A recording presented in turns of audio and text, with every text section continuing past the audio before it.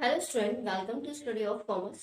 आज इस वीडियो में हम बात करने वाले हैं टॉप 10 अकाउंटिंग टिप्स की, जो कि स्मॉल बिजनेस के लिए बहुत ज्यादा इंपॉर्टेंट रोल प्ले करती है। ठीक है, तो उसके पहले हमें समझना होगा कि स्मॉल बिजनेसेस क्या होते हैं।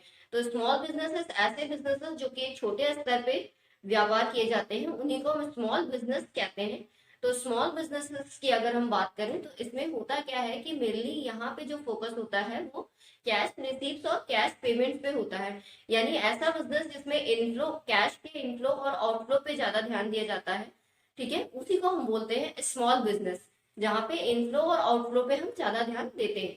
ठीक है, तो चलिए आज हम टॉप 10 अकाउंटिंग टिप्स की बात करने वाले हैं स्मॉल बिजनेसेस के लिए। तो सबसे पहला हमारा जो अकाउंटिंग टिप है वो ये है कि आपको सबसे पहले अपने बिजनेस के एक्सपेंसेस और पर्सनल एक्सपेंसेस को दोनों को अलग रखना चाहिए। ठीक है, हमारे जो फाइनेंशियल एक्सपेंसेस हैं या फाइनेंस से जुड़े हुए एक्सपेंसेस हैं, जो बिजनेस के खर्चे हैं, उनको हम अपने पर्सनल खर्चों में मिक्स नहीं करेंगे। इसका आपको विशेष ध्यान रखना है अपने बिजनेस में।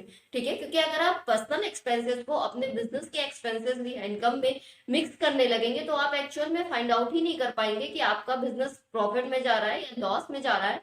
और पता चलेगा ना आपके खुद के पास कोई पैसा बचेगा ना बिजनेस के लिए कोई फंड बचेगा। ठीक है, तो इसका विशेष ध्यान रखिएगा कि जब भी आप कोई स्मॉल लेवल का बिजनेस कर रहे हो तो अपने बिजनेस के एक्सपेंसेस और अपने पर्सनल एक्सपेंसेस दोनों को आप अलग अलग रखें। ठीक है, उसका अलग रिकॉर्ड मेंटेन करें।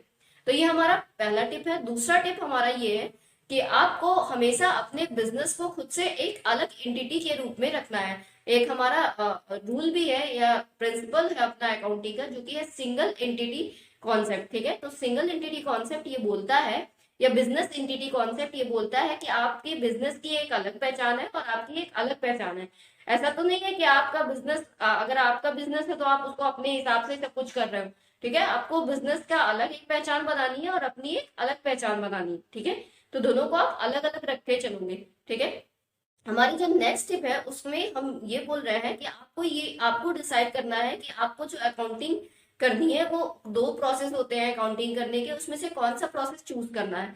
एक हमारा होता है कैश बेस्ड अकाउंटिंग, दूसरा होता है हमारा एक्रूअल बेस्ड अकाउंटिंग।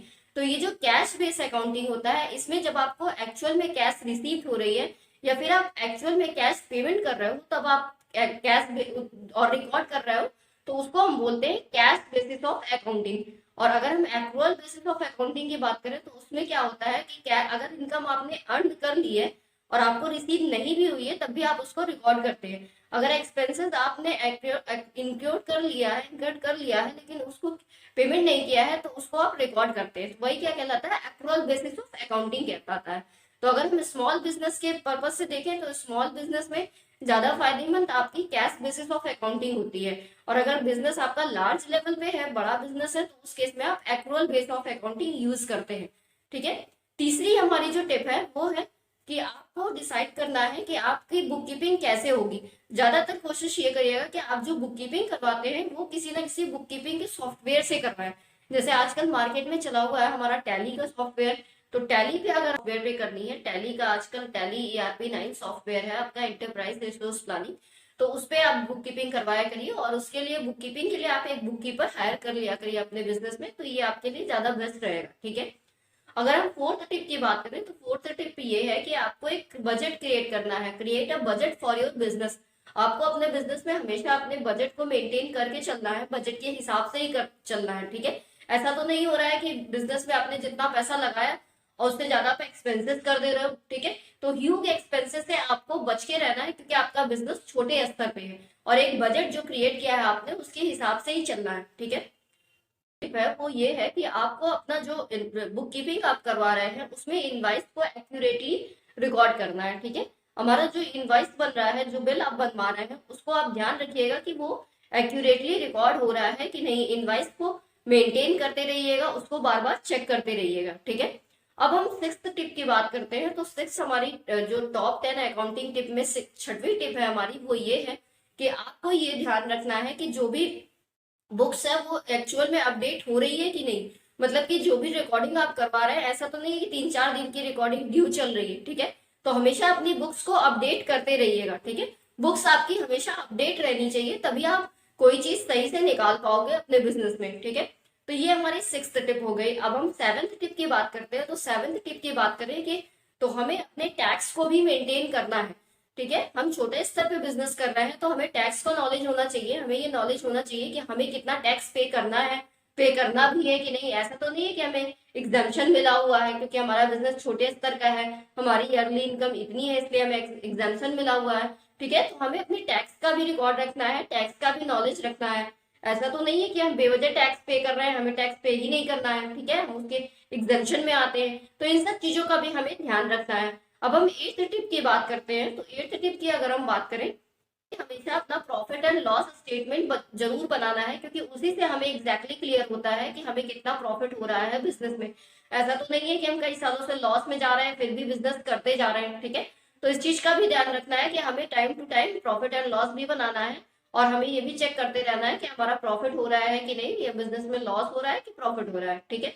आज की लास्ट टिप की बात करते हैं। टॉप 10 टिप्स में से हमारी जो लास्ट टिप है, 10th टिप है, वो ये है कि हमें क्या करना है, हमें अपने बिजनेस के सभी तरह के जो ट्रांजेक्शन हो रहे हैं उनकी रिसीप्ट जरूर लेनी है, ठीक है। तो always get receipt of every transaction. तो जो भी हम बिजनेस में ट्रांजेक्शन कर रहे हैं उसकी आप हैंड रिटन रिसीप्ट जरूर लिया करिए, ठीक है। मतलब हमें एक ओरिजिनल डॉक्यूमेंट लेना है, रिसीप्ट लेना है हर ट्रांजेक्शन का, क्योंकि वो रिसीप्ट ही हमारे लिए रिकॉर्ड है। या तो हमारा इनवाइस रिकॉर्ड होता है या तो जो रिसीप्ट मिलता है किसी ट्रांजेक्शन का वो रिकॉर्ड होता है, ठीक है। तो इन चीजों का आप ध्यान रखिएगा अगर आप छोटे लेवल पे कोई बिजनेस कर रहे हैं या स्मॉल बिजनेस कर रहे हैं। एक बार मैं फिर से रिवाइज कर देती हूँ जो इम्पोर्टेंट टिप्स है उनको, ठीक है। तो सबसे पहले मैंने बात की कि आपको अपने बिजनेस के एक्सपेंसेस और अपने पर्सनल एक्सपेंसेस दोनों को अलग अलग रखना है, दोनों को मिक्स नहीं करना है, ठीक है। इसका एक रूल भी होता है बिजनेस एंटिटी कॉन्सेप्ट। तो बिजनेस एंटिटी कॉन्सेप्ट ये कहता है कि आप अपने बिजनेस को कभी भी अपने से मिक्स नहीं करेंगे। आपकी एक अलग पहचान है और आपके बिजनेस की एक अलग पहचान है, ठीक है। दूसरा मैंने बताया कि आपको ये डिसाइड करना है कि हम कौन सा अकाउंटिंग प्रोसेस यूज कर रहे हैं। तो दो सिस्टम होता है अकाउंटिंग का, एक कैश बेसिस ऑफ अकाउंटिंग होता है, दूसरा एक्रूअल बेसिस ऑफ अकाउंटिंग होता है। तो मैंने आपको बताया कि अगर आप स्मॉल लेवल पे बिजनेस कर रहे हैं, छोटे स्तर पे बिजनेस कर रहे हैं, तब आपको cash basis of accounting use करना चाहिए। क्योंकि कैश बेसिस ऑफ अकाउंटिंग में क्या होता है कि जब एक्चुअल में कोई ट्रांजेक्शन हो जाता है, मीन्स हमें कैश रिसीप्ट होती है तभी हम उसको रिकॉर्ड करते हैं, हम एक्सपेंस पे करते हैं तभी हम उसको रिकॉर्ड करते हैं, ठीक है। तो इसलिए कैश रिसीप्ट हमें यूज करना चाहिए, ठीक है। चलिए नेक्स्ट हमने बताया कि आपको बुक कीपिंग के लिए एक बुक कीपिंग सॉफ्टवेयर की जरूरत है, क्योंकि आपको बुक कीपिंग सॉफ्टवेयर से ही बुक कीपिंग करानी चाहिए। क्योंकि अगर आप ह्यूमन से कराएंगे या किसी पर्सन से कराएंगे तो एरर के चांसेस ज्यादा रहेंगे एज कम्पेयर टू जब आप किसी सॉफ्टवेयर पे बुक कीपिंग करवाएंगे, ठीक है। तो बुक कीपिंग के लिए मैंने आपको बताया था कि टैली सॉफ्टवेयर है आपका, टैली ERP 9 सॉफ्टवेयर है। टैली का जो ERP वर्जन आया है उससे आप बुक कीपिंग करवाइए किसी बुक कीपर को हायर करके, तो वो आपके लिए ज्यादा बेस्ट रहेगा, ठीक है। तो ये कुछ इंपॉर्टेंट टिप्स है आपके लिए अगर आप स्मॉल लेवल पे बिजनेस कर रहे हैं। तो आई होप आपको समझ में आया होगा। वीडियो अगर पसंद आएगा तो लाइक कर दीजिएगा, चैनल को सब्सक्राइब कर दीजिएगा आगे की और वीडियोस देखने के लिए। Thanks for watching.